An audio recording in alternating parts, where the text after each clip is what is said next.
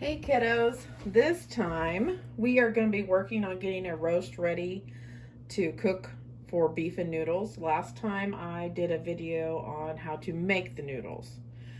So this time we're going to talk about this. I like a chuck roast. I don't like a rump roast or anything like this.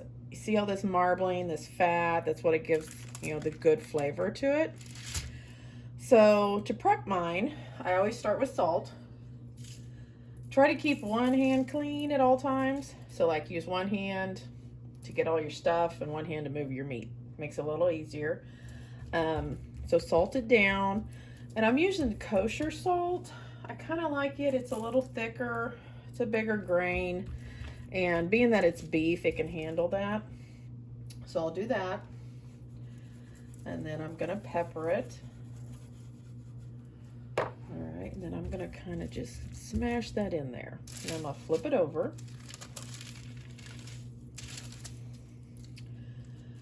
And we do the same thing on the other side. We want to sprinkle it with salt.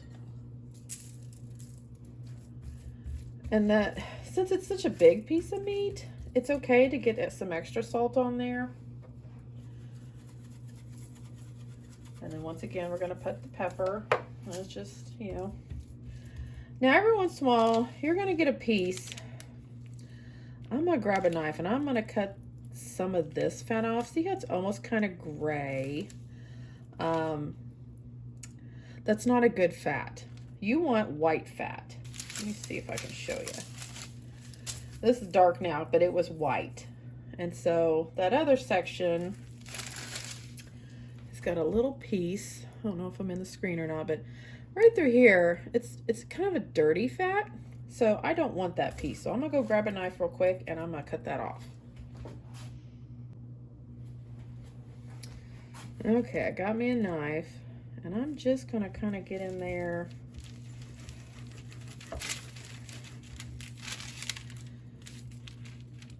Cut that bit off because it's not edible.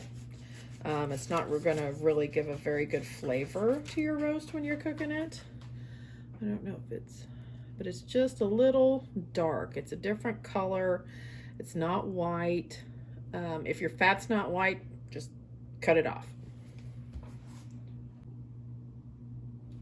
Okay, so after you've salt and peppered it really well, the next thing you're going to do is you're going to sprinkle it with flour. You want to get flour all over. Doesn't have to be in every little crook and cranny, but you do want a good coating of it. Because what you're going to do after you've floured it, salt, pepper, flour, you're going to fry this. You're not going to cook it all the way through or anything like that. You simply want to get it to the point that you've seared it really well on both sides and then on all 4 short sides. These sides here. So I'll take this and just kind of dab up whatever is left of the flour and the salt and everything else that kind of falls off, and just get it on all sides because you're going to sear all of those sides. And that, when you're searing it, it's going to lock in all that flavor so that it's not a dry roast. Okay, so now I've got my skillet heating up, and this is what I'm going to sear that roast in. You don't need a gob of oil, but you want enough that it kind of covers the bottom of the pan. I don't know if you can see it very well, but like it is kind of pulled up a little bit in there. You want enough because the oil is going to get absorbed a little bit by the flour that's on there. So you want to have enough that it's going to actually cook it. So just lay it in.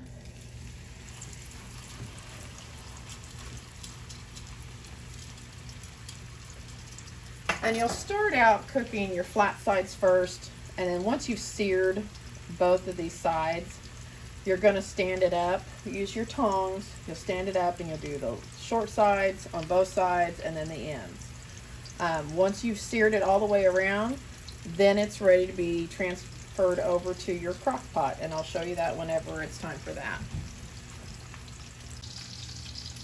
Okay, so while the roast is cooking, I like to start getting my broth ready for what I'm going to put in the crock pot. So this is about a cup and a half of just hot water, just regular hot tap water. I like to use this stuff. It's more of a paste. I'm not a big fan of the powder bouillon, but basically you're going to take 2 big scoops of the paste. Don't really measure, just kind of mound it up. And then you're going to let it kind of sit and warm up in this hot water, because I keep this in my refrigerator after you open it, so it's cold.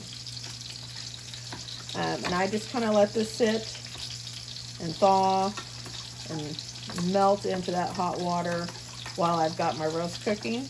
So this is something you can have going while your roast is still on the skillet trying to sear. Okay, so the roast smells like it's ready to turn over.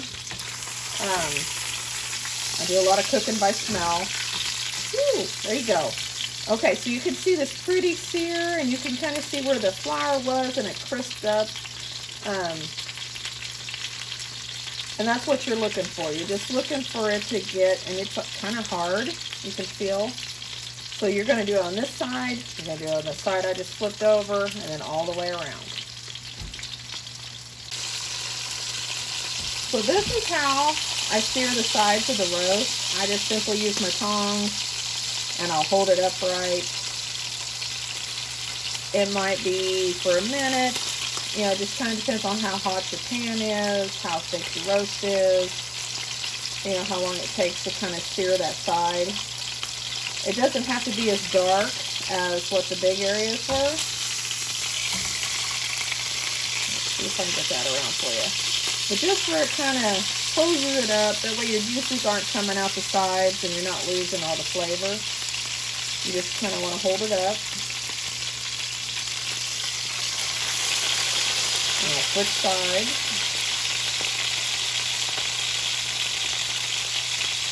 And doing this also enhances the flavor of your roast. You know, beef all by itself can be very bland. That's why you want to give it plenty of salt, pepper, and then this sear coat.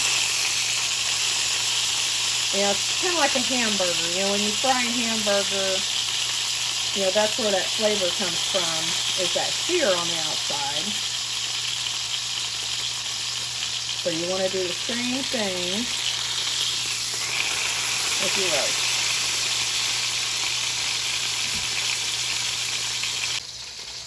Okay, now that we have seared our roast on all sides, we're going to simply take it from the fry pan and put it directly into your crock pot. Now I've got this crock pot on low because I'm going to cook it all night so that it's ready in the morning. And then in the morning, I'll just turn it to warm. It's not going to hurt it any. Once you put that in there, you're going to take that broth you made when you added the paste to the water. Just simply pour it over the top. You do not want to drown a roast. You don't want it to boil when it's in there. You simply want it to be able to have some moisture.